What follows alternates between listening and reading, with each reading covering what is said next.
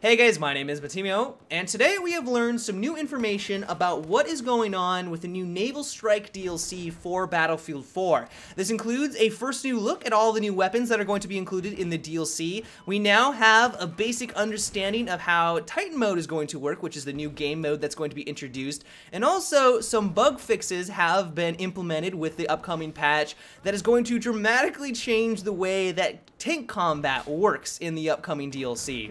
And so the first thing that I know many of you guys are going to be excited about, me included, are the new weapons that are going to be introduced with the DLC. And the first one I want to talk about is the new SR338 sniper rifle. What's interesting about this is that it's going to be a semi-automatic rifle for the Recon class exclusively. I'm not sure if you guys are aware of this, I'm sure many of you are, but if you want to play as a Recon and you want to use a Recon-only weapon, you have to choose from the myriad of different bolt-action rifles, but they're only bolt-action rifles. If you want to use a semi-automatic rifle for the Recon class, you have to shift on over to the all-kit weapons and use a designated marksman rifle. And so what makes this so interesting is that the SR338 is a semi-automatic exclusive weapon for the Recon class. And so what a lot of people are speculating right now is that this is going to be a high-powered DMR. We don't know at this moment if it's going to do more damage than the standard designated marksman rifles, but I would be a little surprised if that was the case. DICE has kind of went out of their way to make sure that the DMRs in Battlefield 4 do not have any one-shot killing potential, at least for the normal game modes. And so I don't think it's going to do more damage than the all-kit DMRs, but what we'll probably do is have a faster bolt velocity so you can take out people at a distance a little bit easier than the standard ones, but maybe have a reduced rate of fire. It would also probably have access to the higher optics, like the 8x scope or the 12x, because this is going to be exclusively for the Recon class. And while DICE has come out and said that they don't want the normal designated marksman rifles to have access to the higher optics because they don't want every single class sniping from extreme distances, but because this is going to be exclusively for the Recon class, I'm gonna go out on a limb and assume that they will have access to the higher optics. The support class is also getting a new weapon called the AWS, and while we don't know a whole lot of information about this because I don't think that this is an actual real gun in the real world, DICE has been making up some names, it probably has a real life counterpart, but it's going to have a rate of fire of 800 rounds per minute and a magazine size of 100. And while we don't know any more details on it at this point, I have a feeling that this is going to be the competitor or very similar to the MG4 light machine gun. And so I'll be very interested to see how this one performs. The MG4 is easily one of my favorite light machine guns in the game, and so this may be a very popular pick as well. One thing that took me by surprise is that we're going to have a new pistol added into the game called the SW40. This is going to be a very heavy-hitting weapon, much like the Magnum or the Rex in the game, and it's going to have 6 rounds in its magazine. And I think the deal breaker on this one, at least for me, is if it has such a massive delay like the other hard-hitting pistols in the game. I know that DICE is going to eventually go in with the upcoming balancing patch and make it so that the delay isn't as large, at least on the Magnum and the Rex, but even if there is a slight delay, I'll probably just stick with my trusty MP443 because any delay at all just completely messes with my mind and makes it very challenging for me to take out my target. So as long as there isn't any delay, I have a feeling that the SW40 is going to be an amazingly powerful pistol.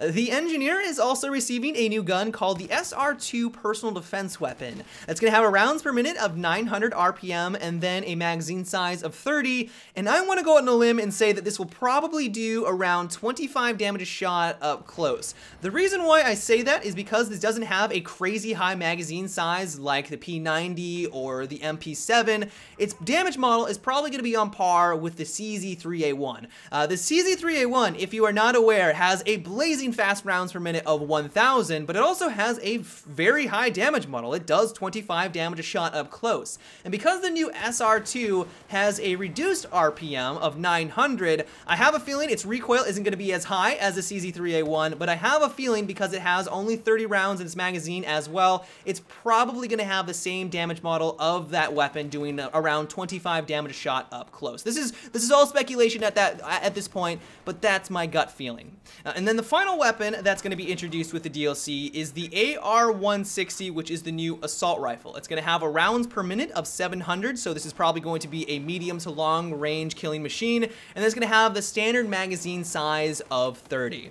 But the next piece of news that has me extremely excited is that we now have a basic understanding of how the new Titan game mode is going to play out. The way it's going to work is that each team will have one massive carrier that they need to defend, and the objective of your team is to go over and destroy the enemy's team's carrier. So it's going to be an offense and defense type of thing. But the way that you go about it is sort of a two-step process. The first step of the round is going to play out much like Conquest, where there's going to be a bunch of different objectives on the map. You capture them just like Conquest, and your team is going to be one step closer to victory. The twist on it, though, is that once you do capture one of those objectives, there's a missile silo on them, and it's going to start to fire rockets at the enemy team's ship.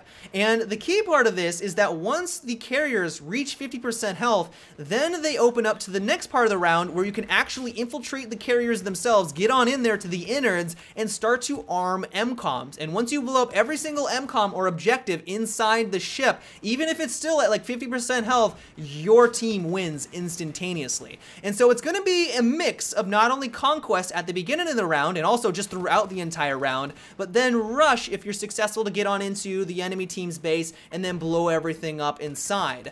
That being said, though, if it's anything like Battlefield 2142, you don't necessarily have to go in and arm all of the objectives in the enemy team's base to secure the victory. If you're being very diligent and you're holding on to all of the Conquest capture points, you're keeping the missiles flying towards the enemy team's base, eventually their carrier will explode, like you will get the victory. But if you're not doing a good job at defending your base and they're able to slowly get you down to 50% health and you're not watching out for your MCOMs and they're able to infiltrate on in and blow all of them up, you could have that victory taken away from you very, very quickly. And so, at least for me, I cannot wait for this game mode to launch. It was easily one of my favorite modes back in Battlefield 2142. It had a great mix of long range and vehicle-based combat when you're trying to take out all of the missile silos. But then once you got into the carriers, either on offense and defense, all of a sudden it was close encounter engagement and it completely changed the way that you approached combat. And so as long as everything is implemented correctly, they have good map balance, I think that this is going to be a phenomenal game mode.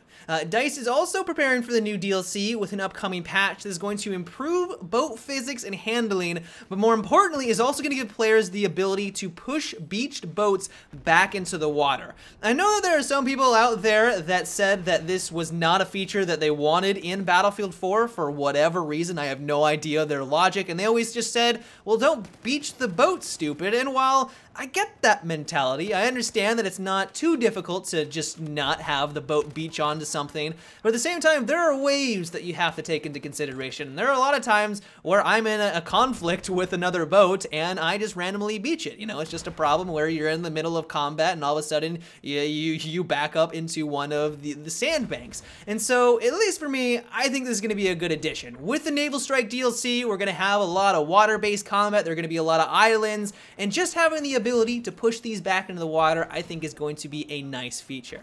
And then the final thing that I'm going to talk about today is that DICE is finally fixing the exploit that allows players to shoot 2 tank shells with not enough delay between each shot. And so what this sounds like is that DICE is finally addressing the issue that the staff shells currently have in the game. If you don't play in a lot of tanks very often, you probably don't notice this, but if you are a frequent tank driver and you go against someone who is using the staff shell combo and you're not using it, it's very hard to win that engagement. They have a ridiculous amount of firepower at their disposal, and it just makes it so that it's not fun. Like, you literally have to use the staff shell combo to win against someone who was using that same combo. And so the fact that DICE is finally going in, they are making the adjustment so it doesn't just allow you to instantly fire them off back to back, I think is going to allow for a lot more dynamics and a lot more customization for the tanks, and you're not going to feel required to use that combo to be successful on very heavily vehicle-centered maps. But that's about it for today's video, guys. I hope you enjoyed. If you would like to see the full patch notes, I will leave a link down below in the description. They are mainly just a bunch of bug fixes, so it's not like anything too crazy, but if you'd like to check that out yourself, I will leave a link down below. But let me know what you guys thought about all these new details. Can you not wait to get your hands on all the new weapons? Are you excited for the new Titan game mode? Let me know down below. But until tomorrow, have a good one and take it easy.